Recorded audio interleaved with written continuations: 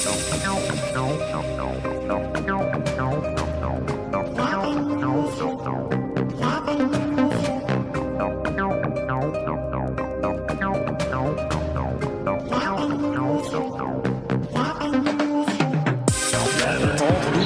allez, second poteau Pavard. Attention dessus. Non, c'est pas possible. Face à Frédéric Déhu, Pauletta dans la surface, la frappe. Oh le but! Oh le but exceptionnel encore une fois face à un Barthez Bondi. Payet la frappe. Oh qu'il est bon! Il a, je suis obligé. Que je t'aime, que je t'aime. Amis du soir, bonsoir et amis du jour, bonjour. Ravi de partager des moments avec vous et de vous entendre. Voilà, les experts, les acteurs du football toute la saison, surtout en cette année 2022-2023, richissime puisqu'elle commence tambour battant sur des terrains très très secs. MIK, je ne dirai pas la suite, notamment sur des terrains de parking comme on disait la dernière fois. Ce soir, nous avons 3 experts à ma compagnie. Nous avons aussi un invité, voilà. Dans un premier temps, nous allons donc présenter les experts très très très rapidement. On passera à l'invité et ensuite au programme du soir. Bonsoir Coralie, comment ça va? Bonsoir, ça va très bien. Très bien. Bonsoir ou bonjour encore une fois Bonjour, pour ceux qui voilà. nous écoutent en podcast. Merci. Kevin, comment ça va? Le retour. Toi, c'est ta rentrée ce soir. Coralie était là la semaine dernière. Ouais, c'est ma rentrée. Bonsoir à toutes et à tous. Ouais. C'est un plaisir de vous retrouver ce soir. Ouais. Et aujourd'hui, du coup. Le plaisir est partagé. Geoffrey. Amis du jour, bonsoir. Moi aussi, Voilà. c'est ma rentrée. Voilà, et il a le sourire. Toujours le sourire, toujours. Ça fait plaisir en tout cas de vous entendre les experts et de vous revoir.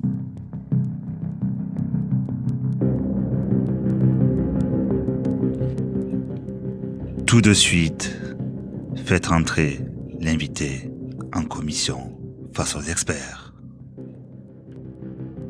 Vous l'avez compris, vous l'avez vu notamment sur les réseaux sociaux. Aujourd'hui, on a un invité, c'est un président de club et pas n'importe quel club puisque c'est le seul club féminin donc du département. Hein, donc c'est l'Étoile sportive Montagne Noire et son président, Monsieur David Audemars. Bonsoir ou bonjour président.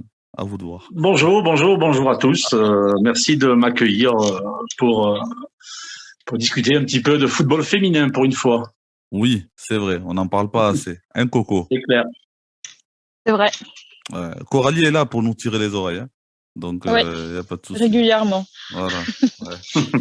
On en parlera dans l'émission puisqu'on va parler bien évidemment de votre club, président, et ensuite on parlera de la Coupe de France, du premier tour de Coupe de France notamment, où les clubs tarnais et notamment votre club étaient engagés ce week-end. C'est ça. Voilà, donc comme je le disais, président, hein, dites-moi si j'ai tort, bien sûr. J'ai bien bossé mes fiches normalement. Donc c'est un club 100% féminin, le seul dans le Tarn, et je sais qu'il n'y en a pas beaucoup dans l'Occitanie. Ouais, dans le Tarn, c'est sûr qu'on est les seuls en structure 100% féminine. Hein, c'est-à-dire qu'il n'y ait pas une section féminine au sein d'un club de garçons. C'est ça, nous, j'ai pas précisé. Voilà, on est essentiellement 100% féminin, et je pense qu'en Occitanie, nous sommes 4. Je pense qu'il y a la Tour du Crieu, je pense qu'il y a Carcassonne, je pense qu'il y a nous, et je pense qu'il doit y en avoir un autre, peut-être du côté de Montpellier, par là-bas. Ouais. Ouais, c'est pas mal, hein. C'est vraiment intéressant. En quelques secondes là, parlez-nous un petit peu de votre club. Notre club, il a été fondé en 2014 par des parents de joueuses. Ouais. Un éducateur avait rassemblé les filles qui jouaient un peu sur le sud du Tarn. Il les rassemblait à La Bruyère vu que lui était basé à La Bruyère, et pour leur permettre de jouer ensemble en plus des rassemblements du district. Donc nous est venue l'idée de créer un club parce qu'on était au sein d'un club. À la base, nous avons gagné des titres, nous avons énormément communiqué dessus, et puis on s'est aperçu que les dirigeants de ce club ils ne sont venus que lorsqu'il y a eu la télé qui est venue nous rendre visite. Ouais. Et donc, sur le coup, nous sommes dit que nous allons fonder un club. Donc, il nous fallait le soutien de la municipalité qu'on a eu. Et voilà, donc c'est parti avec une équipe U13. Ce sont aujourd'hui nos seniors actuels. Et puis voilà. Donc aujourd'hui, nous avons notre équipe senior, nous avons des U18, nous avons des U15, nous avons des U13 et nous travaillons sur l'école de foot. C'est un peu plus compliqué chez les filles parce que beaucoup jouent en mixité, les clubs veulent pas trop lâcher. On a un gros déficit, je pense, sur le Tarn par rapport à une vision du foot féminin plus globale. Hein. Les clubs ont Ouais, les clubs ont du mal à lâcher des petites joueuses. Alors, il y en a 2, 3 par-ci, par-là qui jouent avec des garçons. Ouais. Et puis, quand ils s'aperçoivent que les garçons ne leur font plus de passe, ben, ils arrêtent le foot, tout simplement. Donc, je trouve ça un petit peu dommage que beaucoup trop de filles se perdent. En fait, ça, c'est surtout un diagnostic que je fais depuis que je m'occupe du foot féminin. Il y a beaucoup trop de jeunes joueuses qui arrêtent en cours de saison un peu partout. Et ça, c'est pas normal. On devrait avoir une réaction par rapport à ça entre nous, les clubs et le district pour éviter ce phénomène-là et continuer à faire progresser les effectifs, quoi.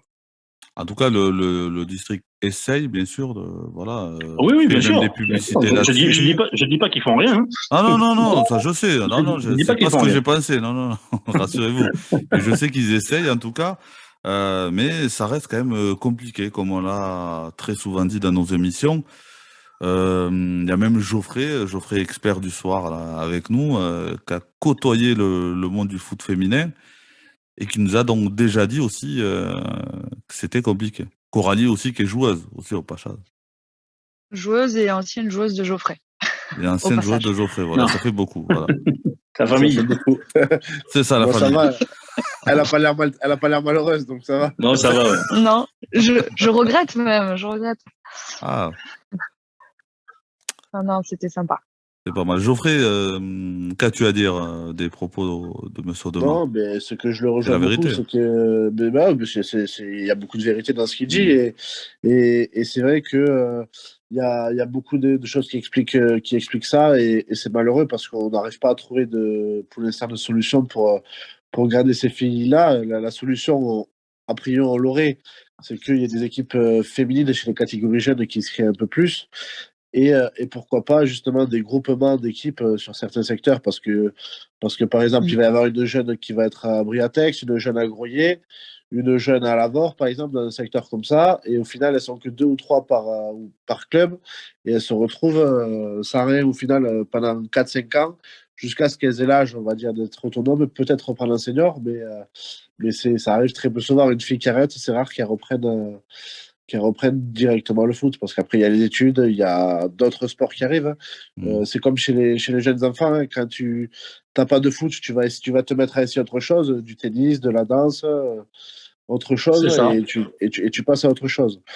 Et il y a une des difficultés que moi je note là-dessus, c'est que souvent quand on fait commencer notre enfant dans un club, et ben les clubs font pas forcément l'effort de dire va dans un autre club, c'est notre club ou c'est rien, quoi.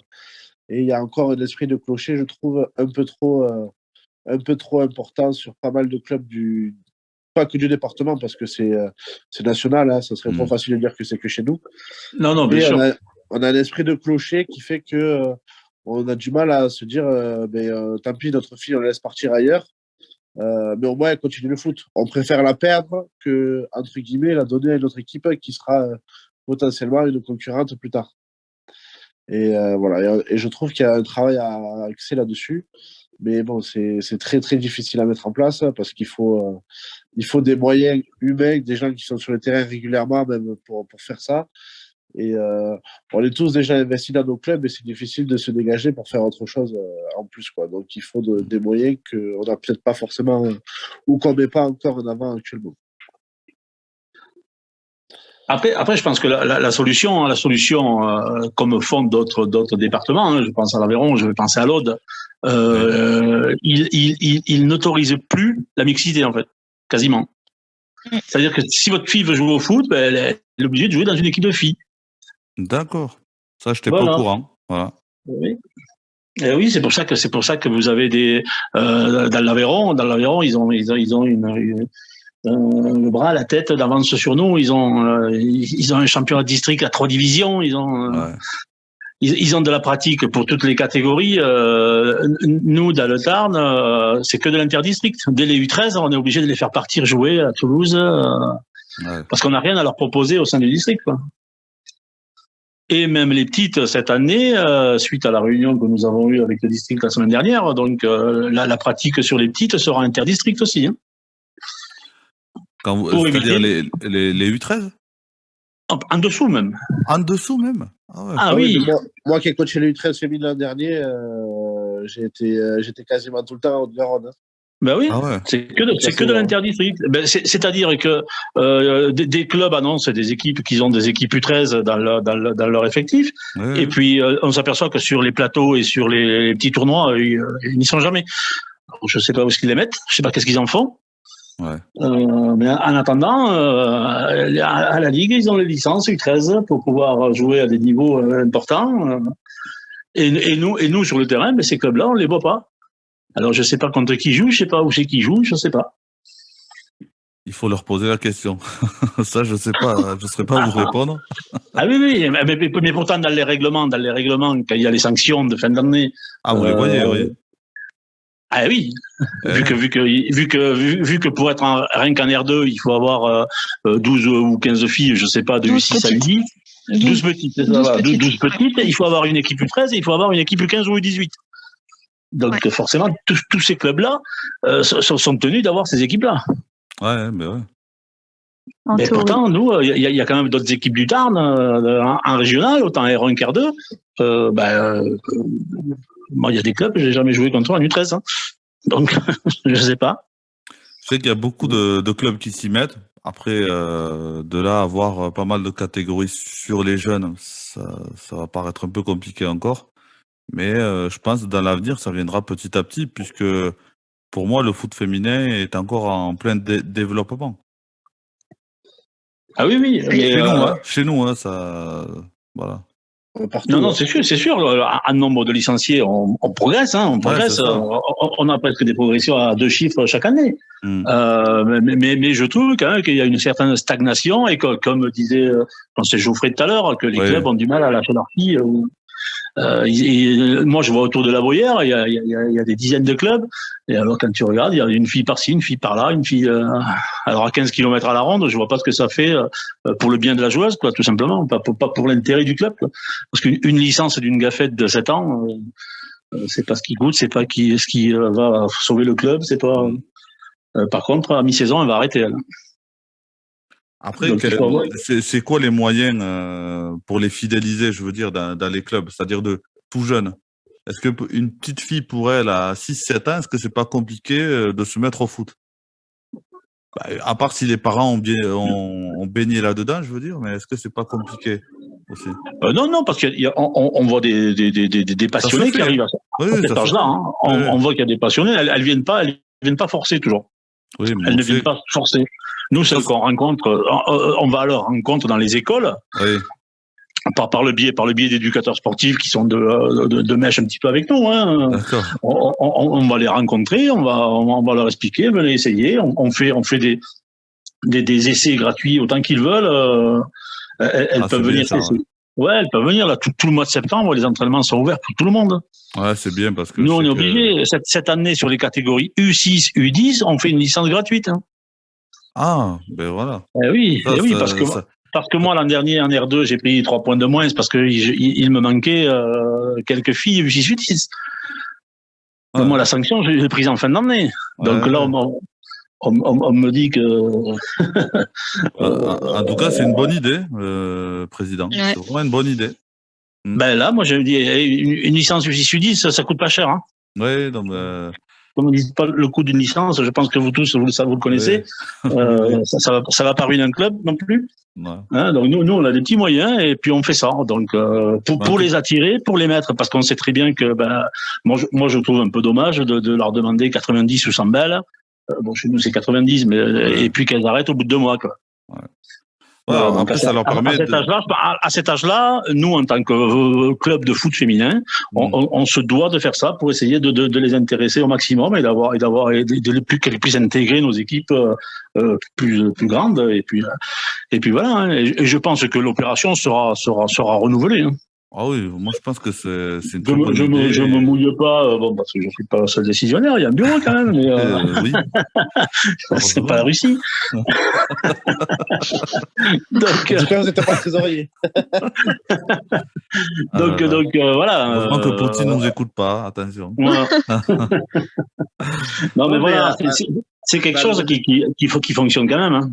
Oui, mais en tout cas, pas mal, vraiment pas mal. C'est vraiment dans le même état d'esprit, le district, il y a 1 an ou 2, je crois, avait aussi dit que toute nouvelle licenciée féminine dirigeante avait la licence offerte aussi également. Il y a, je crois, oui. Ouais, c'était pendant le Covid. Ouais.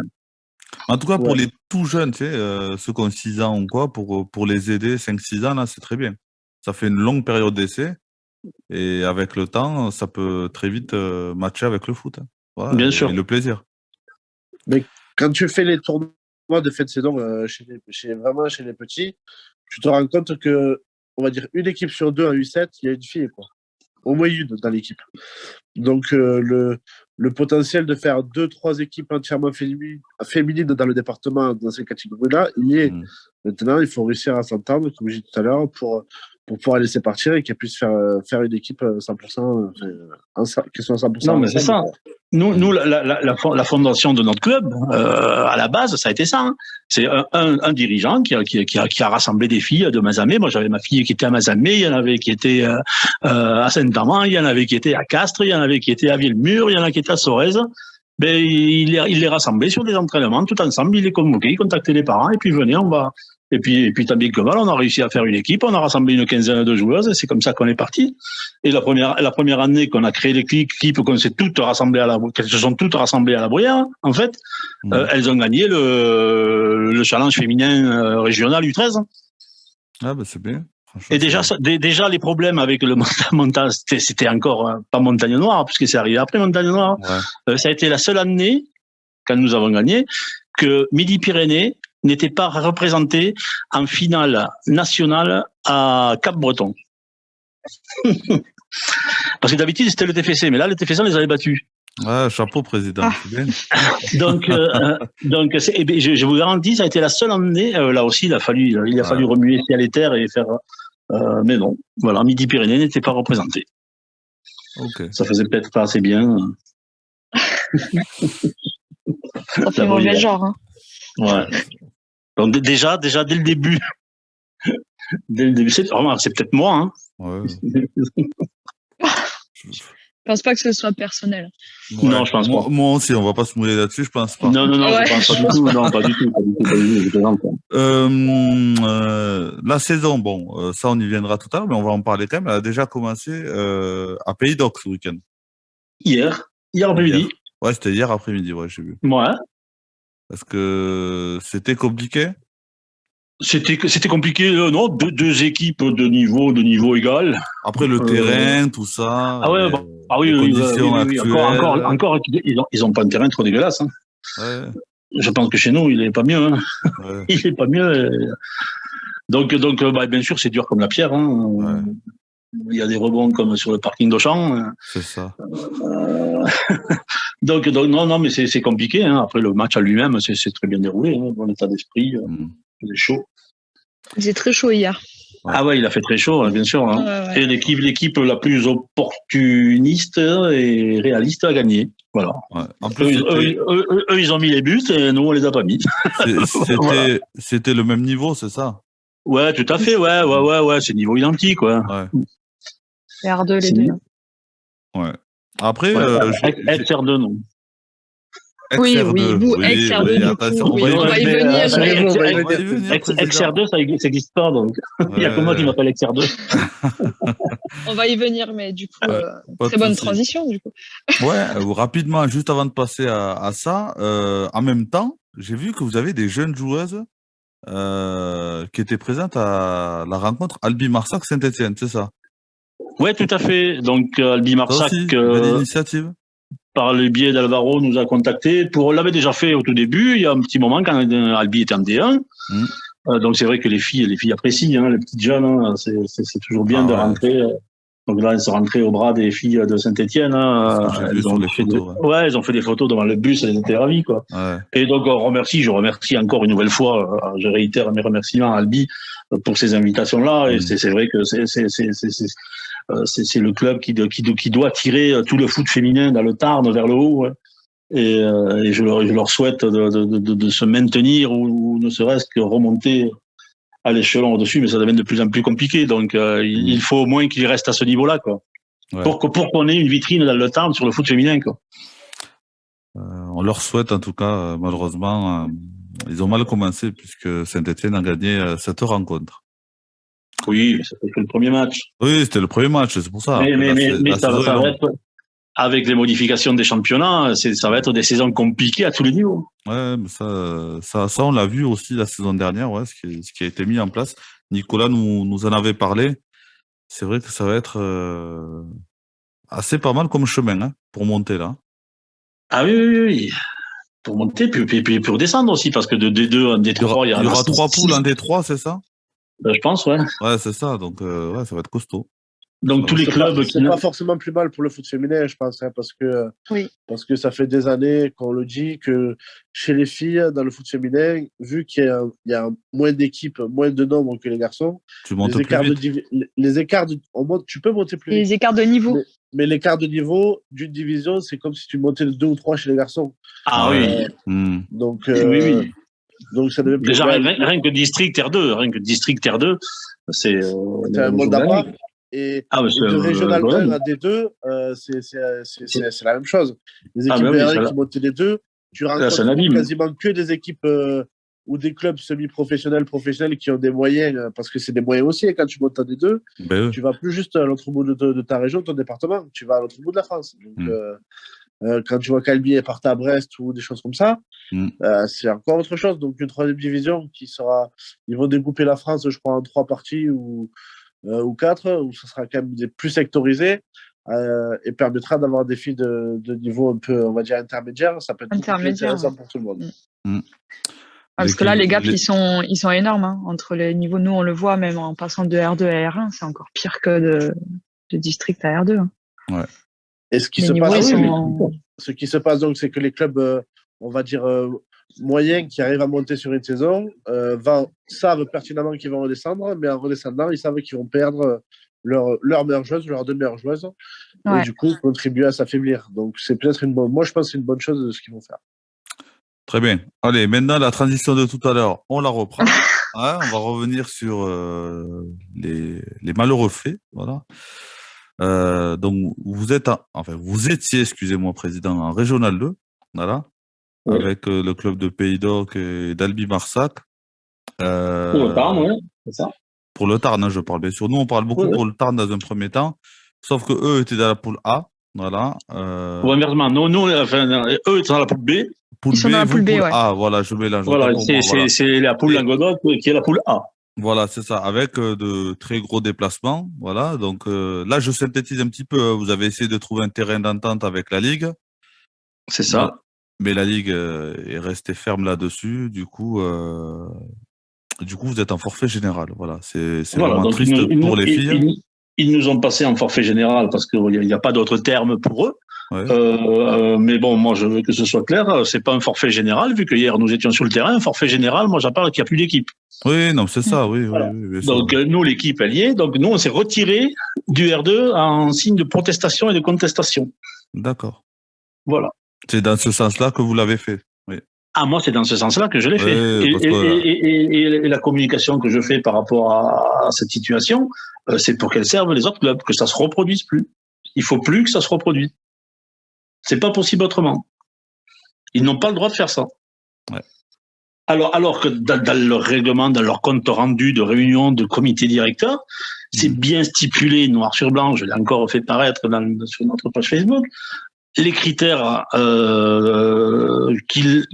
dont ils tiennent compte pour faire leur poule, c'est des critères kilométriques, géographiques, et selon les desiderata des clubs. Donc, je comprends pas comment on se retrouve dans cette poule.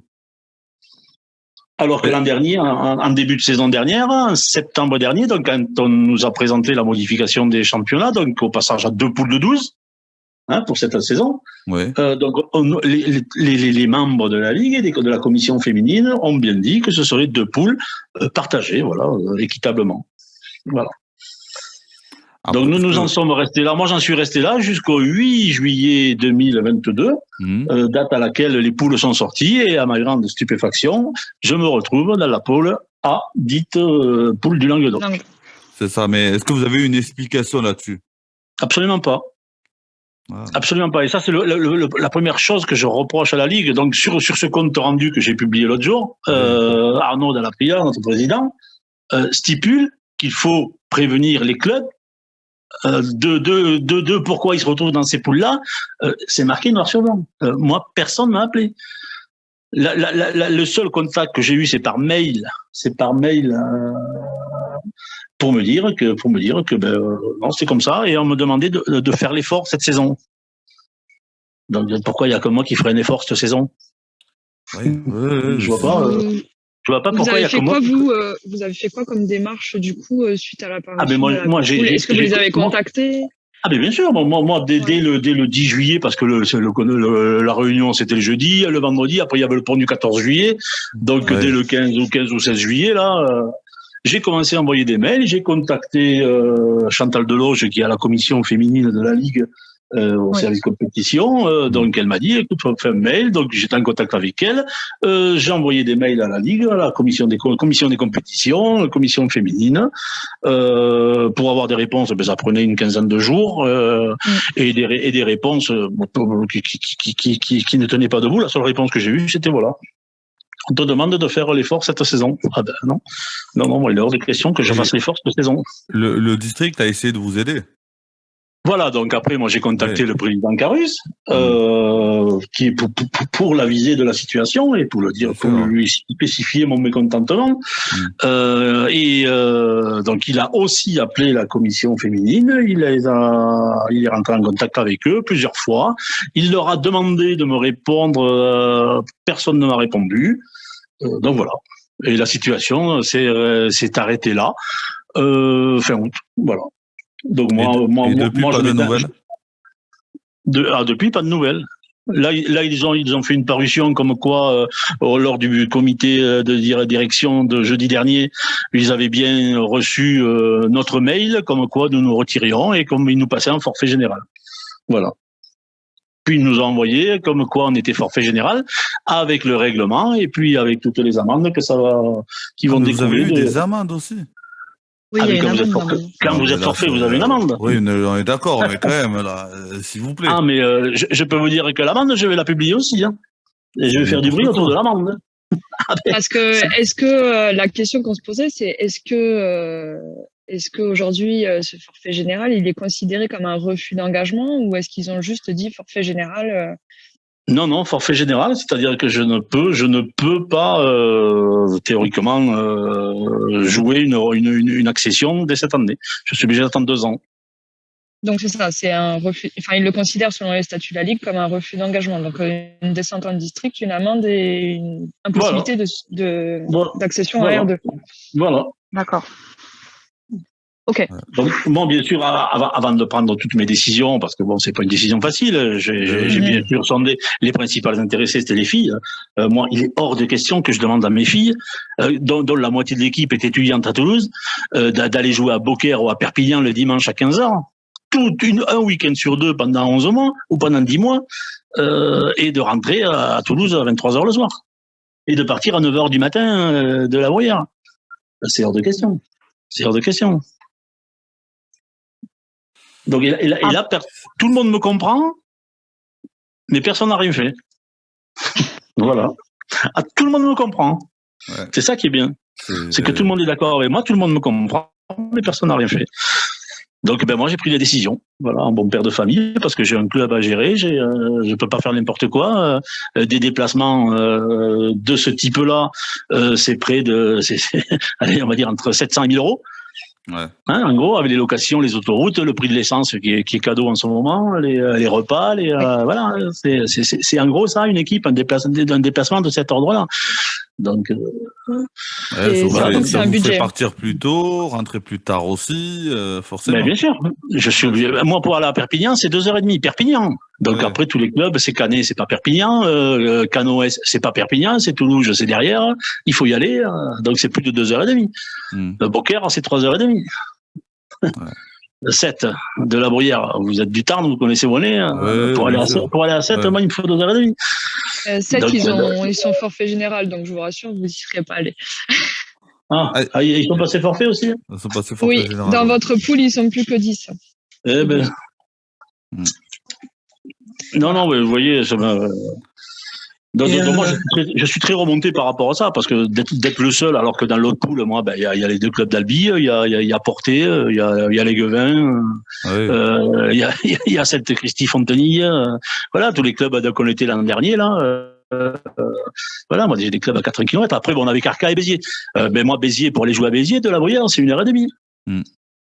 Nous, notre problème là, c'est qu'on n'a pas d'autoroute et il nous faut franchir la montagne à chaque fois. Où qu'on aille, il nous faut franchir la montagne. Donc, on n'a pas le choix. On a connu la route cet été. Ouais, non, mais voilà. Donc, mais c'est ça. Je l'ai faite le week-end dernier pour aller à Montpellier, justement, avec la RM. Donc, non, mais voilà, une question. Vous passez par où à Montpellier? Vous descendez par l'autoroute, par Toulouse? Non, moi, je suis passé par chez vous, devant votre stade. Là. Ouais, mais voilà. Ben voilà, la route qui nous demande à faire tous les week-ends, enfin un week-end sur deux, quoi. Ouais, c'est ça. Oui. Kevin, t'avais une question? Ouais, je vais en placer une quand même. Je vais parler encore. Allez, Kevin, on t'écoute. Là, effectivement, je comprends le président et on le comprend tous. Deux questions, enfin, peut-être une remarque, effectivement, peut-être on aurait pu se dire Béziers aurait pu basculer dans notre poule. Déjà, dans un premier temps, pourquoi pas?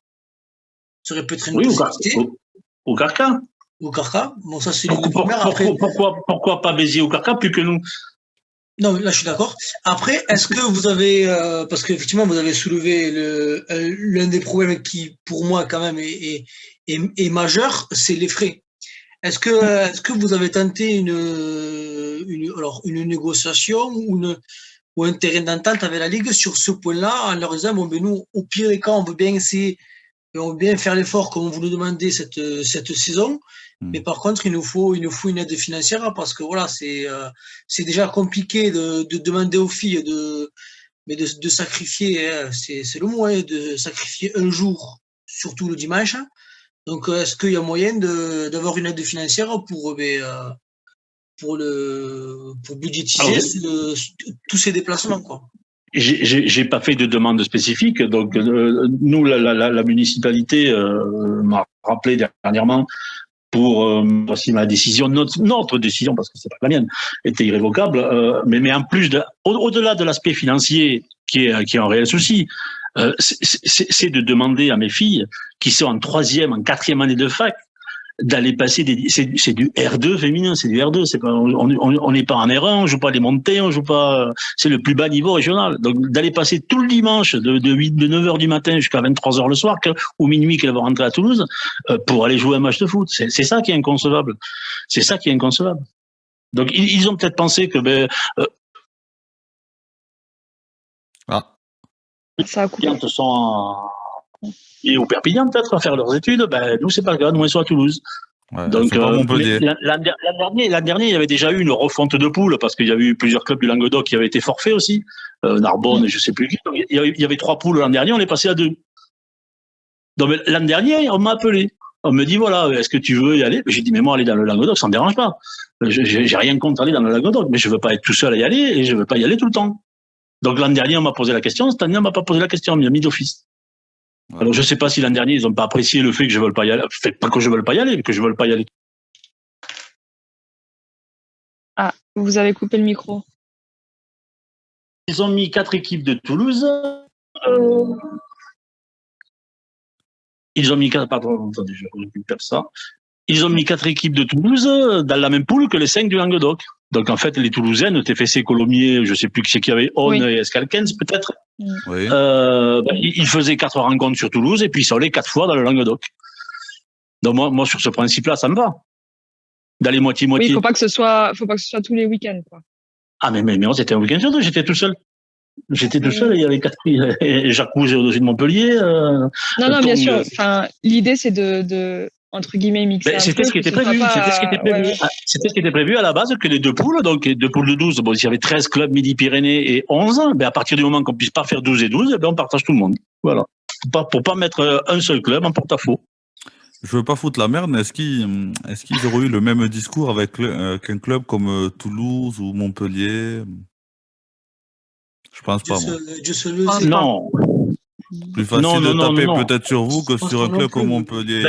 Moi, je le dis, il vaut mieux taper sur un petit club que sur un gros club. Oui, voilà, c'est ce que je pensais là maintenant. Ouais. Après, je pense que est-ce que ces clubs-là, ils se posent autant la question que, par exemple. Non, peut-être pas. Ouais. Ils n'ont pas de problème financier. En termes de budget, voilà, j'allais y venir. Non, ils n'ont pas de problème financier. TFC, c'est des réserves de Ligue 2. Oui, voilà, ils ont le budget, ils ont les infrastructures, ils ont ce qu'il faut pour que les joueuses, elles le savent. Les joueuses, elles le savent. Elles vont aller jouer loin, elles vont jouer loin. C'est tout. Si elles jouent là-bas, c'est que ça va être bien les conditions et les contraintes qu'elles peuvent avoir. Après, c'est vrai qu'en jouant à Montagne Noire, on se dit pas, bon, je vais passer mon week-end à Beaucaire ou à Perpignan. Ah non, voilà. C'est le niveau. Je peux l'entendre. Après, ils parlent de faire une seule poule unique pour la R2 à venir. Donc finalement, même si, admettons, dans 2 saisons, vous remontez en R2, le problème, il se posera également. Peut-être un peu moins du coup, puisqu'il y aura peut-être de la mixité sur les équipes. Du coup, il y aura des équipes il va y avoir une refonte du coup, avec les 3 poules en D3, tout ça. Et bien sûr. Donc, je sais pas si ça acté quand même une poule en R2. Et ils en parlent. Ça, je sais pas. J'ai pas d'infos. On en entend de plus en plus parler. Alors, je sais pas si ça va se faire ou pas, mais. Parce que ça fera. Ils peuvent pas faire au-delà de 12. Ils peuvent pas faire au-delà de 12, donc ça fait quand même peu d'équipes. Ouais, mais il va y avoir la D3. Eh oui. Oui, mais en D3, il y a que 2 de R1 qui vont monter dans D3. Je sais pas. Je sais pas si on n'a pas un peu plus. Je pense pas, non. Attention qu'on soit. R2, il va rester à 2 poules, je pense. Il n'y a rien qui. Je pense que ça va rester en 2 poules. Parce que sinon, ça fera. Il n'y a aucun intérêt sportif à passer à une seule. Ok, non, mais moi, il n'y a pas de souci. Je vous dis ce que j'ai entendu parler. Oui, après, il y aura peut-être plus d'équipes en D3 aussi. À voir. Hein. Je vous dis, il va y avoir une refonte. À mon avis, il va y avoir du changement, mais. Puis le fait qu'il y a des D3, le souci que ça engendre sur des niveaux comme les R2, par exemple, c'est que les clubs entre guillemets pro, eux, ils avaient arrêté comme Montpellier cette année, ils se retrouvent en R2, alors qu'ils n'avaient plus d'équipe 2. Hein, donc pourquoi ils se retrouvent en R2? Parce qu'ils ont voulu recréer une équipe 2, en fait. Ouais. Et Nîmes a fait la même demande. Donc Nîmes a fait la même demande, mais ils n'ont pas eu l'autorisation parce qu'ils l'ont demandé trop tard. Donc ça veut dire que l'an prochain, l'R2, il y a Nîmes, l'équipe 2 de Nîmes qui se crée, qui n'existe pas, qui va se créer, qui attaquera directement en R2. Et un déplacement à Nîmes. Et un déplacement à Nîmes, pas pour Montagne Noire, parce que nous, on sera en district, on ira à Lavore, à Gaillac. On ira à Lavore, à Gaillac et à Groyer. Voilà. Après les l'ont pris. C'est ce que j'allais dire, Kevin. Il faut demander un peu là, parce qu'il faut. Ouais. Voilà. Pardon? C'est trop à penser à la même question. Non, Kevin demandait comment les joueuses l'ont pris. C'est-à-dire l'effet de rejouer en district. Les compétitrices l'ont mal pris. Oui. Les compétitrices l'ont mal pris et celles qui sont là un peu plus pour s'amuser l'ont pris correctement. Après c'est une décision collégiale. Hein. On l'a pris tout ensemble. Hein.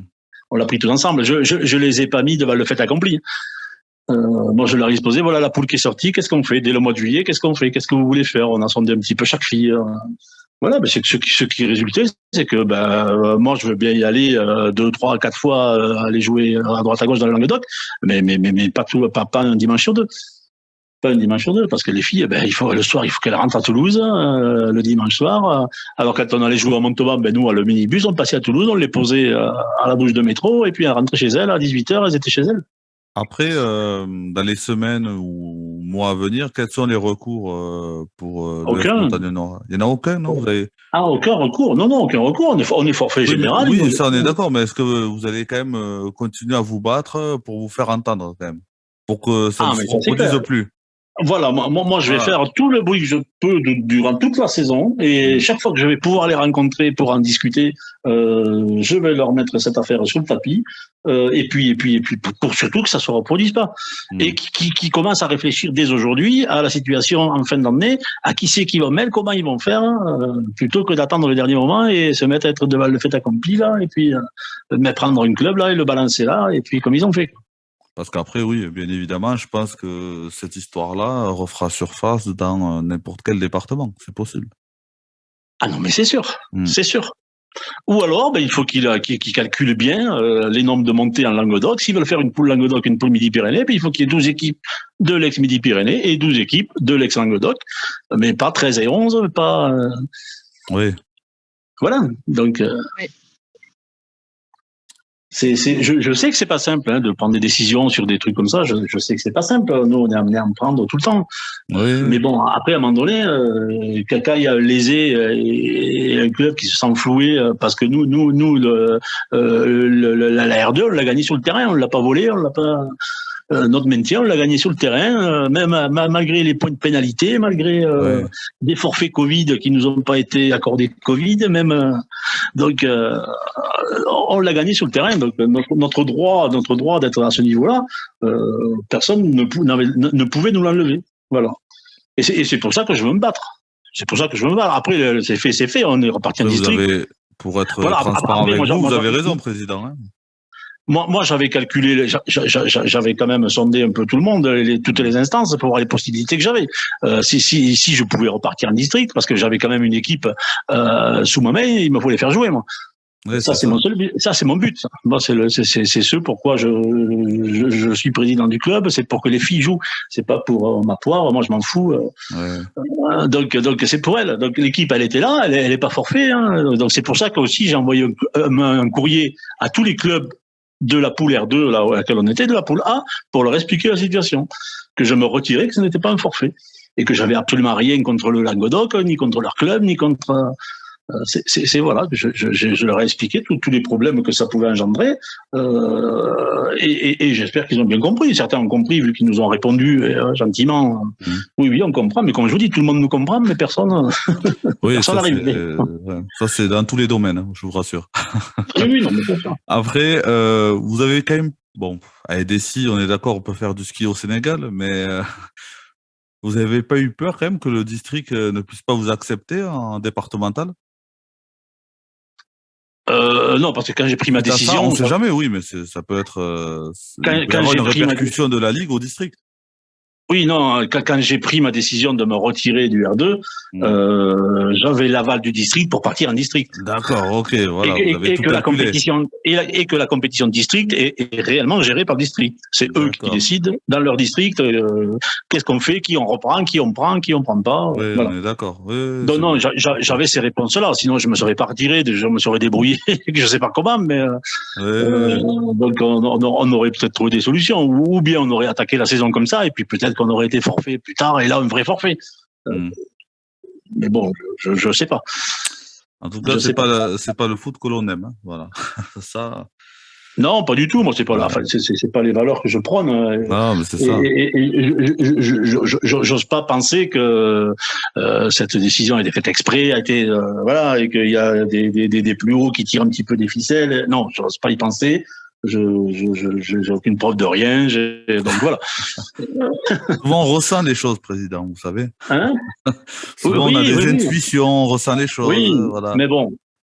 Donc pour les avancer, voilà, il faudrait avoir des preuves ou des. C'est ça. C'est pas du tout le cas, donc. À ce niveau-là, oui. Non, voilà, c'est pas. Ouais, président, du coup, pour revenir un peu sur le sportif, du coup, vous avez dit que les compétitrices avaient un petit peu les boules, ce qui est compréhensible. Et est-ce que du coup, cette décision-là, ça a fait perdre quelques licenciés ou non, au contraire, ça renforce le groupe? Ça fait perdre. Pour l'instant, on a attaqué la saison hier, donc pour l'instant, non, ça n'a pas fait perdre. Ça a pas fait venir. Ça a pas fait venir. Nous avions quelques joueuses qui étaient chez nous avant et qu'on aurait aimé faire revenir et qui étaient prêtes, avec lesquelles on avait discuté déjà. Mais bon, quand elles ont vu la poule, elles se sont dit, bon, mais moi, je reste dans le club où je suis parce que je vais jouer sur Midi-Pyrénées. Ouais. Donc voilà. Donc pour l'instant, ça n'a pas trop d'incidence. Bon, ça va. Les compétitrices sont là, avec le sourire, avec. C'est ce qu'il faut. Oui, oui, parce que c'est quand même une bande de copines, donc c'est sûr que sportivement, bon, le niveau, est-ce qu'il est en district et est-ce qu'il est en R2, c'est pas du tout pareil. Donc on parlait de l'écart de niveau, mais là il y a déjà un fossé entre les deux divisions, mais voilà, on va faire le dos rond, on n'a pas d'autre choix, donc on va faire le dos rond. Le but, c'est de jouer au football, de prendre du plaisir, d'être ensemble, surtout. On a rebâti un projet qu'on a appelé SMN 2024, projet de SMN 2024, avec une remontée impérative en 2024. Voilà. Bon, ben maintenant, on sait tout. Voilà, comme ça, tous les clubs sont au courant. Voilà, tout le monde est au courant, voilà. Après, justement, la différence de niveau entre le district et la R2, on est d'accord qu'en jouant au district aujourd'hui, vous allez être a priori plus ou moins au-dessus. On sait aussi que le district, cette année, on va commencer avec une poule tarnaise et puis on va finir en interdistrict. C'est ça. Sur la deuxième phase. Du coup, est-ce que aussi vous avez, parce que c'est ce que j'entends autour du mois quand on en parle autour des terrains qu'on navigue le week-end, on entend parler beaucoup de Montagne Noire en ce moment. Coralie a un réseau. Voilà. Ouais, je sais pas si j'ai un réseau, mais en tout cas, j'entends parler. Ouais. Et effectivement, la question se pose de se dire, ok, Montagne Noire redescend en district, ok, c'est comme ça, c'est le jeu. On comprend tous la problématique, comme vous disiez, on comprend tous, mais voilà, on s'interroge aussi. Vous allez redescendre en district, vous avez un niveau R2. Est-ce que vous n'allez pas pénaliser une équipe du Tarn qui, pour le coup, voudrait jouer peut-être l'accession, alors que vous ne pouvez pas la jouer cette saison, pour le coup, à monter en interdistrict, quoi. Si vous non, parce qu'il n'y aura pas qu'une équipe du Tarn en interdistrict. Il y aura plusieurs équipes du Tarn. Ah si. Oui, mais d'accord. Mais vous allez quand même prendre la place de quelqu'un. Vous voyez ce que je veux dire ou pas? Oui, tout à fait. Mais moi, si j'ai l'aval, des instances, c'est pas moi qui décide. Non, mais bien sûr. Après ça, je sais que c'est pas vous qui décidez et l'aval, de toute façon, voilà, c'est les statuts de la ligue, c'est comme ça. Vous redescendez en district. Comme on dit, c'est comme ça. Moi, si j'ai l'aval du district pour participer aux interdistricts sans jouer la montée. Bien sûr que se posera la question de ne pas pénaliser d'autres clubs, mais en prime abord, donc je peux participer aux interdistricts. Oui, bien sûr. Ça, j'en ai conscience. Voilà. Mais voilà, donc, moi je vous dis donc après, les interrogations des autres clubs. Est-ce que le match de la montée, je perds le match? Je sais pas. Non, mais voilà. Non, je sais pas du tout. Ouais. Pour l'instant, on n'en est pas là. Donc les questions, je vais les poser en avançant. Moi, on m'impose de faire une saison blanche. On dit une saison blanche. Donc je peux pas faire des matchs amicaux jusqu'au mois de juin. Non, sinon l'an prochain, mon projet, il tombe à l'eau. Donc tout ça. Donc c'est juste pas possible. Moi, je me suis pas excusé à la réunion du district d'être là. J'ai dit, écoutez, on est là, on se retrouve là. On n'aurait pas dû être là. J'aurais préféré ne pas être à cette réunion et puis être en R2. Puis voilà. Donc c'est comme ça. Malheureusement, personne n'y est pour rien, ni moi, ni eux, ni. Donc on verra. Et j'espère ne pas pénaliser une équipe. Et peut-être que dans le règlement, il y aura quelque chose de prévu. Oui. Par rapport à notre équipe. Voilà.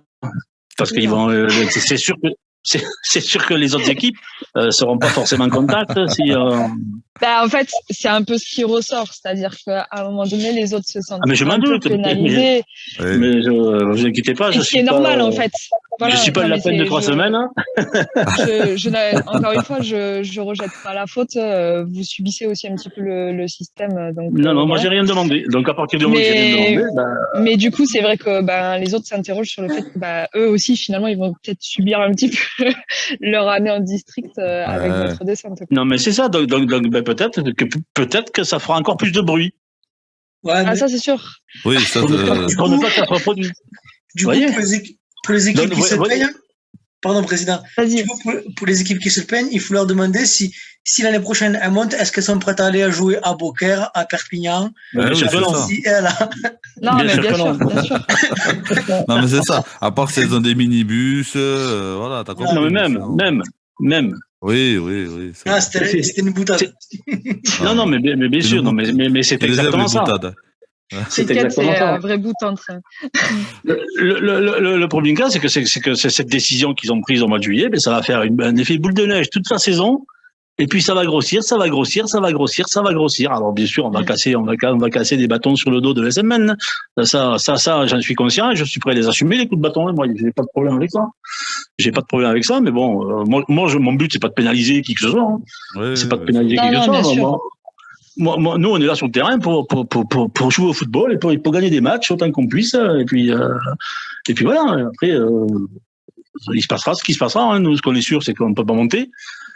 Voilà. Donc, les interdistricts, comment ça va se passer avec les districts? Comment on va être catalogué? Est-ce qu'ils vont nous les interdire? Peut-être au mois de décembre, ils vont nous dire non, mais vous pouvez pas y participer. Voilà. C'est une phase d'accession, vous ne pouvez pas y participer. Je vois pas trop pourquoi, mais... Dans le règlement, il n'y a rien toujours. Dans le règlement, il n'y a rien, mais peut-être que, vous savez, et après, forcément, il y a peut-être des clubs qui vont, moi, s'il y a un interdistrict, je finis dans le haut du tableau de l'interdistrict, les clubs qui sont en dessous de moi et qui veulent peut-être jouer à la montée, ils vont porter peut-être réclamation. Donc, ça, moi, je risquerais rien, je descendrai pas plus bas.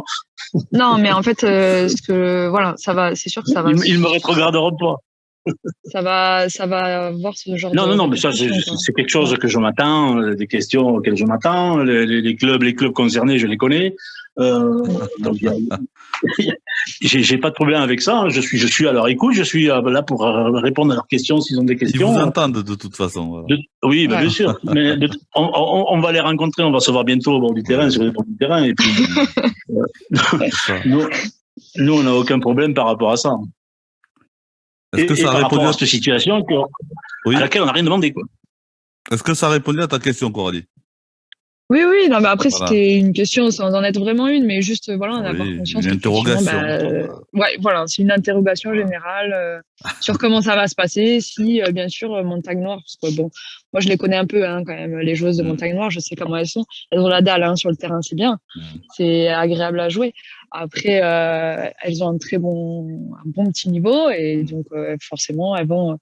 Moi, je pense qu'elles vont quand même survoler un petit peu le district, mais peut-être que ça obligera aussi les équipes à surperformer, tout simplement. Et peut-être. Ah, mais écoute, moi, ça me plaît ce genre d'équipe, mais après, voilà. Tu sais que t'es obligé de faire un gros match pour. T'es obligé. Tenir le rang, voilà, tout simplement. Ouais. Je veux revenir sur le sportif parce qu'elles peuvent pas monter, etc. Mais est-ce qu'on vous autorise quand même à jouer la Coupe du Tarn, par exemple, les coupes, on vous autorise à les jouer? On m'autorise à jouer le championnat. Donc, c'est-à-dire la première phase du championnat du Tarn, donc avec le titre qui sera attribué à la fin de cette première phase, vu qu'après ça part sur de l'interdistrict, et on m'autorise à faire la Coupe du Tarn et le futsal. Donc, voilà. Il y a quand même ce sont des compétitions de district à laquelle le district m'autorise à participer. Donc, s'il m'autorise à participer, moi, c'est pour les jouer à fond. C'est pas pour. C'est ce que je veux dire. Vous parlez de 2024, mais il y a quand même des titres à aller chercher encore cette saison, quoi. Voilà. L'objectif, c'est ça, quoi. Faute de grive, on va manger du merle. Donc, on va essayer de remporter quelques titres avant de jouer en 2024 avec nos U18 qui arrivent, parce que le but c'est ça, le projet ESMN 2024, c'est un projet global de tout le club. Hein. C'est pas que l'équipe senior. Hein. Le but, c'est qu'on a des U18 qui arrivent là, qui sont des U16. Elles étaient finalistes du championnat R2 l'an dernier en U15. Elles ont perdu contre Nîmes 1-0 à Castelmourou là-bas. Donc cette génération qui monte, le but, c'est de les intégrer dès l'an prochain sur les U17 qui seront le plus à même à intégrer l'équipe senior, de les intégrer pour jouer cette remontée. C'est un projet global pour tout club. Hein. Exactement, ce que je veux dire par là. Donc on s'est dit, ce coup de bâton, il faut que ça nous serve. Et nous, on s'est remotivé par rapport à ça, quoi. On nous a dit, c'est trop dégueulasse, c'est trop injuste. On va repartir sur quelque chose de concret. On va retravailler, on va se remettre. Ça nous a mis peut-être un coup de pied au cul aussi pour se remettre au boulot 2 fois plus. Hein. Ça fait du bien, Ouais, mais bon, j'aurais aimé différemment, quoi. Parce que là, c'est un gros coup de semelle qu'on a pris. C'est un gros coup de semelle. Le fait qu'il reste des choses à gagner, ça peut permettre aussi quand même de garder les filles et forcément, concernées et de garder une petite attractivité aussi, quoi. Moi, 90% de l'équipe, je peux pas leur demander de faire que des matchs amicaux jusqu'au mois de juin. C'est pas possible. Non. On est bien d'accord. On vous autorise à jouer dans un championnat. Il faut jouer le championnat. Ah oui, oui. Normalement, sinon, on est d'accord. Sinon, faut pas m'autoriser. Voilà. Mais bien sûr. Moi, bien sûr. moi, je le prends comme ça. Non, vous faites un challenge, hein. Vous jouez l'invisibilité, hein. Voilà, tout simplement. Ouais. On était déjà vaincu en district, en senior, donc il faut le préserver. On va essayer de le faire durer. Hein. Voilà, exactement. Vu que quand la saison s'est arrêtée, on était invaincu l'année avant, on était invaincu quand la saison s'est arrêtée en 2020, je pense. On fait une petite dédicace à Ossine au passage, c'est un copain qui coach. Ouais. Bon courage à lui. Il a pas osé être là, il m'a dit tu parles mieux que moi. On l'aurait pas embêté, la commission est C'est gentille. un homme de terrain. Ouais. Ah oui, c'est un homme de terrain. Ouais. Donc voilà, et pour ce projet OSM 2024, il me fallait quelqu'un à la tête de ce projet sur les seniors. Et si aussi ne repartiez pas, il me disait, s'il me disait on redescend, j'arrête. Voilà, c'est quand même le pilier de cette équipe senior. C'est lui qui l'a amené là. Donc il me fallait avoir son aval pour pouvoir repartir et rebâtir un projet avec tous les membres du bureau. Donc il a dit oui, moi je te suis, on repart en district. Et puis donc il a remonté les manches aussi depuis un petit mois là et pour repartir avec la banane et des envies de gagner des matchs. En tout cas, merci président d'avoir participé à l'émission de ce soir. Voilà. Avec plaisir. Merci à vous. Ça fait plaisir d'en savoir déjà un peu plus. C'est normal, on est là pour mettre en valeur nous le foot tarnais, féminin et masculin, je précise. On vous souhaite en tout cas une bonne saison en district. Voilà. Merci. Et peut-être à très bientôt au bord des terrains. Il n'y a pas de souci. Voilà. Merci beaucoup, président. Et bonne saison à tout le club et à toutes les catégories. Merci beaucoup. Merci, président. Bonne soirée. Merci, au revoir. Au revoir. Bonne saison à vous. Merci, au revoir. Messieurs les experts, voilà, en tout cas très bonne interview, voilà, très bon personnage, Monsieur Audemars, en tout cas. Je sais pas ce que vous en avez pensé, mais c'était bien d'en savoir un peu plus sur ce qui se passait dans son club. Oui, c'est sûr. Après, on ne connaît pas les tenants et les aboutissants. Bien évidemment. On ne connaît pas l'avis de l'autre partie, malheureusement. Et c'est bien ça le problème, au final. Mais on donne le droit de réponse, c'est-à-dire si quelqu'un de la Ligue nous écoute ou nous entend, c'est la même chose, je sais, nous contacte et ensuite on est opérationnel pour vous entendre. Voilà. Puis même si on arrive à mettre en relation les deux parties, c'est peut être que bénéfique. Hein. Bien sûr. Allez, passons au deuxième point. Donc, les résultats des Coupes Occitanie et Coupe de France.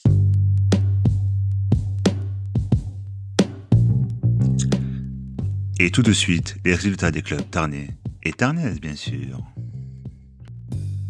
Donc, Coupe de France, rapidement. Il n'y a pas eu de surprise, hein, les experts. Hein. Oh, il y en a une petite quand même. Laquelle? L'US Autan qui bat les l'US Autan, ouais, les petites, ouais, c'est vrai. Oui. À Lézignan, 5-4 au tir au but, c'est vrai.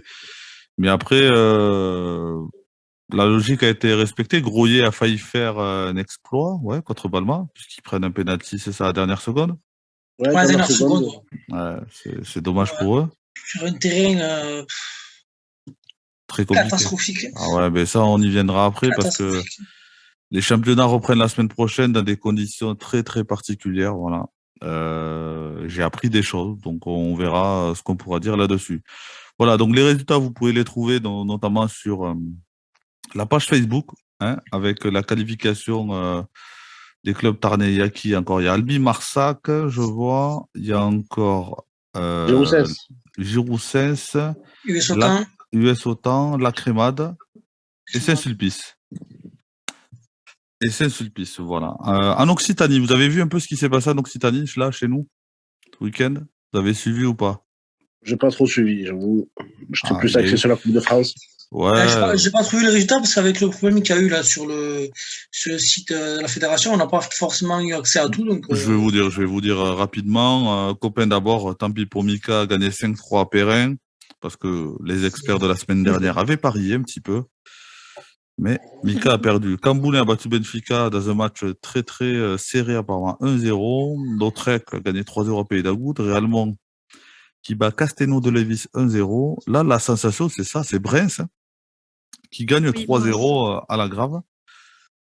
Belle sensation là aussi. Vignoble, voilà, 5-0 à Mirandol. Et le CKS qui bat Pays d'Oc difficilement 3-2.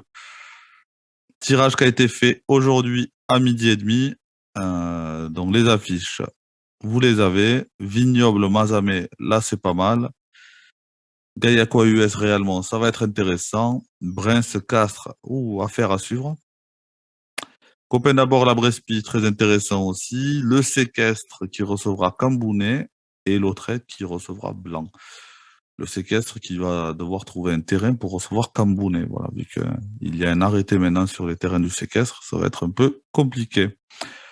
Chez les filles, Coco, j'ai les résultats, t'inquiète pas. Enfin, surtout des clubs tarnais, voilà. Castres a fait forfait contre Ramonville, donc Ramonville passe, donc 3-0. Pays d'Oc, on l'a vu, a battu avec Montagne Noire 2-0. Lavore a perdu 11-3 à domicile contre Fontenilla. Donc là, ça c'est une défaite gros résultat, ouais. 11-3. Ouais, après, ils ont dû jouer sans gardienne et il y avait 2-3 absentes. Et du coup, quasiment, ils ont mis une fille qui n'avait jamais fait. Et il m'a dit, j'ai eu le coach cet après-midi au téléphone. Il m'a dit, quasiment chaque frappe, malheureusement, c'était quasiment le but. Ouais. Donc voilà. Après, elles ne sont pas encore au point parce que c'est une équipe très très jeune. Donc, elles se montent cette année. Voilà, c'est formateur. En fait, c'est beaucoup du 18 qui montent en senior. Pour la plupart. Donc, c'est un match formateur. Il va s'en servir pour travailler. Et voilà, il savait qu'il ne gagnerait pas la Coupe de France de toute façon. Donc, en tout cas, de mettre un premier pas dans le monde. Voilà ce qu'il faut retenir, en tout cas, des Coupes de France féminines et masculines. Allez, l'autre point, donc tout de suite l'autre point, donc la reprise du championnat. Sous quelles conditions, les amis? On y va tout de suite.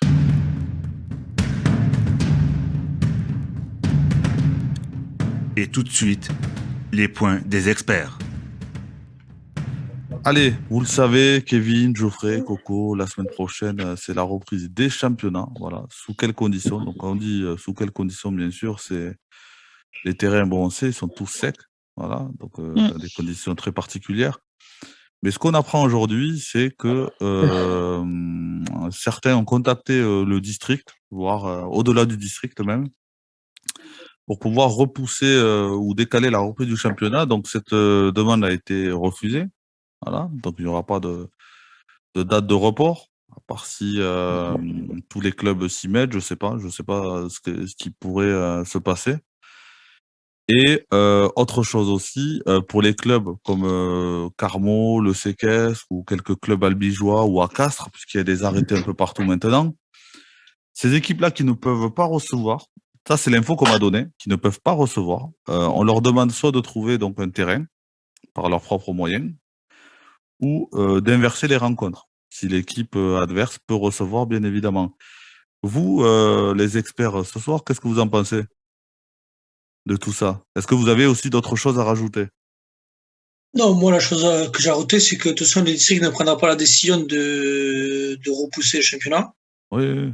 Sauf si chaque club, après, fournit un arrêté municipal, mais ça, c'est propre à chaque club. Ouais, c'est ça. Parce qu'aujourd'hui, on ne peut pas se permettre de repousser, malheureusement, le championnat. Sachant que voilà, les plannings sont faits. Faudra annuler les coupes alors. Faudrait annuler les coupes. C'est ce qu'on m'a dit moi. Faut tout réorganiser. Voilà, faut tout réorganiser. C'est fou. Le premier cas, c'est que on va aussi se retrouver peut-être avec un problème qui va arriver en novembre ou décembre. En termes d'écologie, c'est-à-dire que peut-être qu'aussi on pourra plus jouer à nocturne. Du coup, on sera obligé de l'après-midi. Donc en fait, c'est repousser le problème, mais pour en avoir un autre. Donc malheureusement, je comprends les clubs qui veulent repousser le championnat, mais malheureusement. Après, c'est pas tous les clubs. Hein. Mais je précise. J'étais en contact avec quelques-uns et c'est uniquement quelques clubs qui m'ont fait remonter cela. Voilà. Certains ont envoyé des mails, plusieurs ont même transféré les mails, suivi ces mails-là. Mais bon, la réponse, comme tu l'as dit, Kevin, c'est celle-ci. Voilà, le problème du district, c'est qu'ils peuvent pas, ils peuvent pas repousser, ils peuvent pas reporter un championnat parce qu'il y a, je sais pas, par exemple, 10 clubs qui ne peuvent pas jouer chez eux. C'est arrivé dans le temps où c'est que voilà, quand il y avait des intempéries, et bien voilà, le district annulait la journée, mais parce que voilà, il y avait 20 ou 30 ou 40 arrêtés municipaux. Du coup, il y avait que 3 ou 4 équipes qui pouvaient jouer, donc dans ce cas-là, il n'y avait aucun intérêt. Mais là, c'est beaucoup les grandes villes, quoi, qui... Donc, bon. Oui, c'est vrai, mais c'est vrai, Kevin, ce que tu dis. Oui. Après, Castres a fait marche arrière, du coup. Oui, voilà, Castres a marche arrière. Castres a fait marche arrière.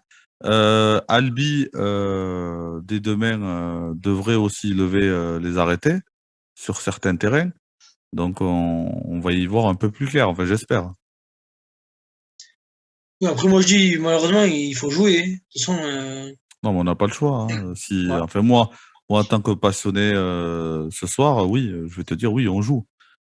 Mais tu as quand même peur de ressortir des matchs avec des blessés ou voilà, vu l'état des terrains. C'est sûr, on est d'accord. Geoffrey, t'en penses quoi, toi, de tout ça? Ben, j'en pense qu'on est dépendant des événements. Maintenant, les terrains, ils sont ce qu'ils sont. Si on arrête de jouer maintenant, le problème, c'est que si on arrête de jouer maintenant, il va falloir attendre qu'on puisse réarroser. Quand on va pouvoir arroser, il va falloir ressemer. Donc, ça fait pour si tu dois ressemer, c'est 3 semaines de plus ou un mois d'attente. Oui, mais donc, c'est un an. On fait une saison blanche, quoi. Oui, c'est ça. Je pense pas que c'est une solution. Après, les terrains, tu les récupères au bout d'un an. Hein. Exactement. Donc, certains n'ont pas trop souffert, j'ai vu, mais d'autres, c'est très compliqué. J'ai vu le terrain à Giroussens, d'ailleurs, Coralie. Ah. J'ai eu quelques photos. Alors oui, d'accord, ouais. C'est c'est tout jaune, c'est de la paille sur du sable. Voilà. Ouais. Il y a beaucoup plus de sable que de paille, d'ailleurs. Oui, voilà. C'est très, très compliqué. Là, ce terrain-là, je ne sais pas combien de temps ils vont mettre à le récupérer et surtout combien ça va coûter. Après, je ne l'ai pas vu en vrai, hein, mais je l'ai vu sur les images, ça va être très compliqué. Voilà. En vrai, c'est encore plus impressionnant. C'est très compliqué. J'étais dessus jeudi soir. C'est très compliqué. Ouais, voilà, parce que sur les photos, voilà, tu peux pas tout voir. Mais bon, si toi aussi tu le dis, Geoffrey, je veux bien vous croire. C'est pas que je crois pas à Coralie, mais voilà, c'est compliqué. Ah, bah, de toute façon, on était ensemble. Hein. On était ensemble quand on a été ragé au Oui, non, mais ça y est, de suite. Si tu tends la perche à Kevin, c'est ça. Oui, non, mais j'aurais dû m'en douter. J'avais oublié qu'il était là. Avec lui, ça va très vite. Allez, vous avez autre chose à rajouter sur ce point-là ou pas? On passe tout de suite au quiz, à MyProno, tout le tralala. Allez, passons au jeu.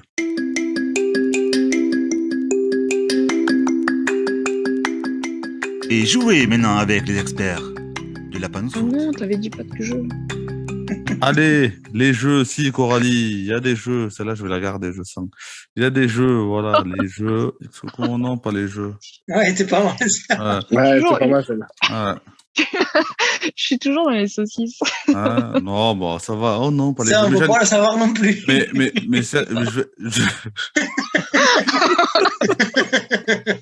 Allez, les jeux. Donc, les jeux, dans un premier temps, MyProno. MyProno, ce qui a eu beaucoup de mouvements. Je ne vais pas parler de tout le monde. Bienvenue à Prototype 81. Qui sont arrivés, hein. Ouais, à Patrick. C'est des personnes du club de Tersat. Voilà, que j'ai initié à ça, tu vois. J'essaie d'initier un petit peu. Donc, au niveau du classement, ça n'a pas beaucoup bougé. On va regarder les plus grosses remontées. Il y a Xavier qui gagne une place. Donc, 22e, hein, il est. Coralie, t'en perds 3, hein, 18e. Il faut regarder le classement sur la journée aussi, c'est pas mal aussi. Ouais, mais sur la journée, c'est pas intéressant. Moi, je fais le classement général. Boum, Flo, 2 places. Week-end catastrophe. Olivier Savignac, 2 places. On va regarder. C'est qui a fait des grosses motos ou des grosses chutes? Rodrigue, hein, plus 5. Hein. Plus 5, c'est bien. Il avait misé sur la victoire de Lyon. Je rigole, mais moi aussi, j'avais misé Lyon gagnant à Monaco. Voilà. Donc, plus 2 pour moi. Nico qui était dans le podium, il est 10e, moins 3. Grosse remontée aussi de Anto RCSB, donc plus 3 qui est 9e. Koucha qui perd 2 places et 8e. Zebesh qui passe 7e, plus 4. C'est bien. Mika qui gagne une place, 6e. Geoffrey, tu perds 2 places, tu descends du podium, t'es 4e. Fabulous 80 qui est 3e, qui gagne 2 places et ça bouge pas. Toon, c'est toujours devant, Keket à l'affût. Ça va être intéressant ce championnat, je sens. Ouais, après, il y a encore du. En attendant MPG, hein, Geoffrey et Kevin. Il y a un dernier MPG qu'on lance demain pour tous les auditeurs qu'il y a. Donc, on est 24, 3 poules de 8. Et du coup, les 2 premiers chaque poule seront qualifiés avec les 2 meilleurs 3e qui ensuite se disputeront la phase finale. Le groupe final jusqu'à la fin de la saison. Allez, c'est parfait.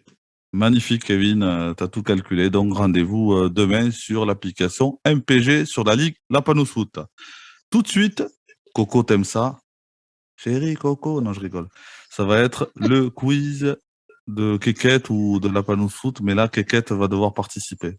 Bon courage à lui.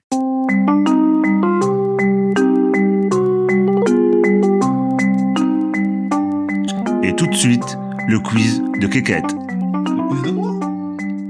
De Keket, tu le connais pas? Allez, les experts et Coco, parce que Coco, c'est une experte, mais t'aimes pas les quiz. Donc, Coco, t'as intérêt à être... je suis nulle. Mais non, il y a peut-être Antoine Griezmann dans le coup, là, je sais pas. Bon, j'arrête avec ça, je sais que c'est chiant. Ce que je vais vous demander, ça va être très simple aujourd'hui, pas bien compliqué. Je vais vous demander, bon, la dernière fois, c'était les buteurs.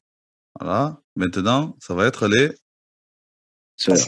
les passeurs, bien évidemment. Les passeurs, mais pas les passeurs français. Des passeurs internationaux, c'est-à-dire je vais vous demander les joueurs avec le plus grand nombre de passes clés depuis 2009. Il y a 20 joueurs, des passes clés, des passes importantes qui ont contribué à un but derrière. Voilà. Il y a 20 joueurs très connus. Voilà. À vous de me citer à mort subite un par un ces joueurs-là. Vous avez le droit à un joker. Donc dès que vous vous trompez, vous pouvez continuer. Voilà. Mais du coup, depuis 2009? Depuis 2009. Il y en a des joueurs quand même là. Oh. Et jeux de Ligue 1 ou... Non. Internationaux. Il y a de l'Europe. Voilà. Ouais. De la zone euro. Après, il y a des Argentins, des Portugais. Voilà, il y a des Français aussi, d'ailleurs. Allez, on va commencer par Coco. Ouvre le bal. C'est à Allez. 2009 en plus. Depuis 2009. C'est des critères d'année, quoi. Après, c'est facile. Hein. Si tu regardes les meilleurs joueurs mondiaux, ça va vite. Hein. Ouais, je sais pas. Cristiano Ronaldo. Cristiano Ronaldo, c'est bien joué. C'est bien joué. Il est 12e par contre. Hein. Tu vois, il est 12e. Ouais. Bon, je suis pas le premier, mais bon. Voilà, il est 12e. Geoffrey. Dimitri Payet. Dimitri Payet, oui, il est 2e. Dimitri Payet. Bravo, Geoffrey. D'ailleurs, ça m'a impressionné ce classement-là. Dimitri Payet 2e. Kevin. Le meilleur joueur du monde, Léo Messi. Léo Messi est 1er, oui, devant Payet. Il y a environ une vingtaine de passes de différence. Voilà. Bon, il y en aura beaucoup plus avec la Ligue 1, j'imagine. Coralie. Di Maria. Di Maria, oui, 10e, Angel Di Maria. Angel, plutôt, Di Maria. 10e. Angel, voilà. Geoffrey. Kevin De Bruyne. Kevin De Bruyne, oui, 4e. Kevin. Neymar. Neymar, non, n'est pas dans le top 20, Kevin. Ah, la forêt. Aïe, tu grilles un joker. Un autre joueur, attention, ne te trompe pas là. Attention. C'est moi encore là, direct. Ah oui, direct, ouais. Fuck. Merci pour moi. Depuis 2009, t'as dit? Depuis 2009. Ah, t'en connais des joueurs de foot, des joueurs que t'apprécies. Frank Lampard. Non. Oh putain. C'est une élimination pour Keket. Attention, Coco. Geoffrey, c'est à vous. Coco.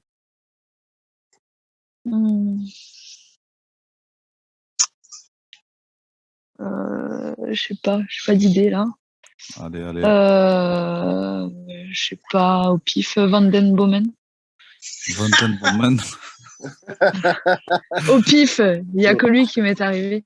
Van Den Bomen, non, il n'y est pas. Tu grilles un joker. Putain, j'en ai d'autres en plus. On va voir, Kevin, on va voir à la fin. On a dit Neymar? Oui, je l'ai dit. Ouais. Ah merde, j'ai pas écouté. Non, allez, on t'attend, une dernière réponse. Je ne sais pas. Je connais pas ce joueur. Chabi, au hasard. Qui? Chabi. Sabi. Comment tu le dis? En Espagne, on dit Chavi. Chavi. Ah, j'ai eu peur. Oui. C'est possible. T'as dit Savi avec un accent ch'ti. Non. Chabi. Oui, Xavi, c'est bon, Xavi, il y est pas. Superbe. Attention, si Geoffrey trouve un joueur, c'est déjà fini. Geoffrey, il aurait dit Neymar, il aurait dit Xavi, il aurait dit Lampard. Vous l'avez aidé, incroyable. là. Je le connais trop, il les aurait dit, les trois, lui. Oui, vous l'avez aidé. Geoffrey, à toi. Non, moi, je passe sur Benzema, avec le nombre de passes qu'il a fait à Ronaldo. Benzema est 20e, Geoffrey. Voilà, chat. Incroyable. Quelle chance. 20e, il est. Donc, 20e, est-ce que t'en as d'autres comme ça? Je vais vous donner les autres après, mais toi, est-ce que t'en as d'autres, là, Geoffrey, là? Alors. Ou Kevin, hein, est-ce que t'en as? Alors, j'aurais dit Steven Gerrard. Je m'en pris 3 comme ça, là. Vas-y, dis-moi, Kevin. J'aurais dit Steven Gerrard. Gerrard, il n'y est pas. Ouais, tu vois. Après. Ozil, oui, 3e. Tu vois. Après. Après, j'aurais dit Iniesta. Ouais, Iniesta. Mais bon, c'est pas Xavi, il n'y a pas Iniesta, non? Non, il n'y est pas, ouais. Iniesta, il n'y est pas. Pirlo, mais Pirlo, c'était plus tôt, Pirlo. Il n'y est pas, ouais. Pirlo, c'est trop tôt. Je vais vous dire, hein. Attends, on va réfléchir un peu. Tu veux continuer? Vous voulez faire une émission jusqu'à minuit ce soir, c'est ça? Non, mais j'aurais dit Hazard. Hazard, il y est, oui. Eden Hazard est 7e. Ouais. Je vais vous dire. Juninho, il n'y a pas. Il n'y a aucun Brésilien dans les 20. Voilà. Aucun Brésilien. Aucun Brésilien. C'est normal. Samir Nasri. Nasri, il n'y est pas Nasri? Non, il n'y est pas Nasri. Les Français, vous les avez donnés. Ah non, il manque un Français. Non. Ribéry. Non, même pas. Un Français? Un Français, ouais. Valbuena. Encore en activité en plus. Valbuena, oui, bravo. 14e Valbuena. En fait, je cherche tous ceux qui tirent des corners. Roten. Non, Roten, il n'y est pas. Non, c'était le dernier, c'était un peu plus. Mais tirer les corners, Roten. Ouais, mais trop vieux. Donc là, vous avez dit Messi, vous avez dit Payet, vous avez dit Ozil, vous avez dit De Bruyne, vous avez dit encore Eden Hazard, vous avez dit Ángel Di Maria, vous avez dit CR7, vous avez dit Valbuena, vous avez dit encore Benzema, mais il en manque. Hein. Est-ce que pas Van Persie? Hein? Van Persie, il n'y est pas? Van Persie, il n'y est pas. Bernardo Silva, non, il n'y est pas. Il n'y avait que Cristiano comme portugais. Ah, Yaya Touré? Non, il n'y est pas. Bon. Je vous les donne ou pas? Ibrahimovic. Vous allez halluciner sur certains noms. Ibrahimovic. Hamsik, il est. Marek Hamsik, il y est, Geoffrey, bravo. Hamsik, quoi. Marek Hamsik, après, je vais vous dire. Il y a Tony Kroos. Oh, wow. Thomas Müller. Oh, putain, il y a Modric, oui, bravo. Il y a Thomas Müller, Geoffrey, ouais. Il y a Dusan Tadic de l'Ajax. Ah, ça, c'était plus. Ouais. Il y a Miralem. T'abuses. Il y a Miralem Pjanic. Il y a qui encore? Je regarde. Il y a Christian Eriksen. Il y a Chet Fabregas. Il y a Juan Mata. Et il y a Koke. En vrai, ouais, c'est vrai, j'avoue, Mata. Ouais, mais après, 2009, ça remonte tellement un peu loin que. Ah, mais bon, Mata, il a fait Chelsea, Manchester United, tout ça, là. Valence, n'oublie pas Valence. Voilà, c'est tout ça. Voilà. Mais c'est vrai que, oui. D'ailleurs, il est sans club, hein, si quelqu'un veut le récupérer. Même à Groyer, Geoffrey, tu peux. Ah non, il est buteur délai. Voilà, en tout cas, mais c'est nickel. J'avais ce quiz-là et j'en avais un autre. Après, l'autre, c'était beaucoup plus simple. Est-ce que vous serez capable de me donner donc les 20 meilleurs buteurs de l'histoire de la Ligue des Champions? Normalement, oui, parce que il y en a plein qu'on en parlait cette semaine. Hein? Cristiano. Cristiano Ronaldo numéro 1, Kevin numéro 2, c'est qui? Messi. Messi. Le numéro 3, Coco. Oh là là. Le meilleur pote de Rodrigue. Les Lewandowski. Voilà, Robert Lewandowski. Geoffrey, le 4. Benzema. Ouais. Le 5, Kevin. Peut-être Eto'o. Non, Non, c'est Raoul. c'est Raoul. Raoul. Il a doublé il n'y a pas longtemps, Oui. Benzema. Ouais, mais Eto'o, il est Eto'o dans les 20. De quoi? Eto'o, il est dans les 20. Eto'o, non, il n'y est pas dans les 20. Hein. Il y a pas dans les Benzema 20. 4e, Raoul 5e, ouais. 6e, vous savez? Torres. Van Nistelrooy. Putain, mais Allez, c'est une c'est machine ce Geoffrey, c'est Ah, incroyable. Ligue des Champions. Il est sur 7e, Google, le type. Après, il y a Thierry Henry. 7e. Ah non, Thierry Henry. Non. Shevchenko, c'est qui l'a dit? C'est ma mère. Ah ben voilà, Shevchenko, tu vois, machine. Ah, c'est avec série. Voilà. Bravo la maman de Geoffrey. Après 8e, un Allemand. Thomas Müller. Oui. 9e, un Français. Thierry Henry. Non. Thierry Henry. Oui. 10e, un Italien. Balotelli. Là, toute la famille participe, c'est bien, non? Un Italien. Un Italien. Del Piero. Non, les Del gars. Italien. Un attaquant, un renard des surfaces. Inzaghi. Voilà, Inzaghi. 11e, un Suédois. Larsson. Ibrahimovic. Bien joué. Larsson. Non, Carson. 12e, un Argentin. Batistuta. Non. Argentin. Agüero. Il sort des classiques, Kevin Batistuta, ça fait plaisir, Batigol. Ouais, Agüero, c'est ça, Agüero, Geoffrey. Un Ivoirien, 13e, 13, tiens, Ivoirien, 13. Drogba. Un 14e, un Italien. Del Piero. Ouais, bravo, Geoffrey. 15e, un Brésilien. Neymar. Ouais. 16e, c'est un Égyptien. Voilà. Ouais. 17e, un Espagnol. Torres. Non. Morientes, bravo. Ouais, Morientes, ouais. 18e, un Uruguayen, là. Cavani. Suarez. Eh oui, Cavani. Un Anglais, 19e. Rooney. Oui, Rooney. Et un Français, 20e. Steven Wiltord. Juste derrière Rooney, en plus. Hein. Attention. Un Français. Un but de différence par rapport à Rooney. Giroud. Non. J'allais le dire. Ça serait beau. Je me suis dit, je vais encore passer dans les saucisses si je dis Ouais, ça. non. David Trezeguet. Non. Allez, Coco. Antoine Griezmann. Non, attends, j'ai dit Griezmann. J'ai dit Coco, vous dites Griezmann. Ouais. Coco, c'est simple pour toi, allez. Zidane. Zidane, il a mis combien de buts, Zidane? Bah, je sais pas, en Ligue des Champions, il a déjà. Parce que Rooney, il en a mis pas mal, hein, juste derrière Rooney. Un Français. Il a déjà mis 49. Qui? Je sais pas, un Français. Eh ben. C'est pas Zidane? Il est tard, vous dormez, je crois. Là, vous Kylian Mbappé. Ben Mbappé, voilà. Ah, putain, ouais, merde. Pardon, ouais. Ah ouais, Mbappé, Kevin. On est trop sur des années. C'est pour ça que j'ai dit Coco, elle va le trouver quand même. Je lui dis, bon. Ben non, parce que du coup, j'étais à peu près sur les mêmes années que. Après, Kylian Mbappé, on s'est pas jeté dessus parce que ça fait tellement peu de temps qu'il est là qu'on s'est dit, mais en fait, c'est. Non, mais si, il est pas loin. Hein. Il a 33. Ouais. Et Mohamed Salah, qui est 16e, il est à 40. Ouais, ben jeudi, Mbappé, il passe devant Salah. Ouais, quand même. Il y a peut-être des chances, voilà. Il avait 7 contre le Maccabi. Ouais. Peut-être, il y a des chances. En tout cas, voilà, bravo Geoffrey, voilà, une bonne reprise. Même Kevin avait de l'inspiration ce soir. Des boutades, ce que tu veux, en voici un, voilà, c'est pas mal. C'est une belle reprise, en tout cas. Merci les experts d'avoir été présents ce soir. Merci Coco, merci Geoffrey, merci Kevin. Bonne semaine.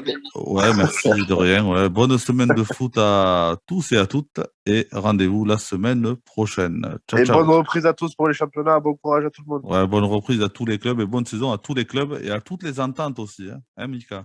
Ciao, ciao. Bonne soirée. Ciao.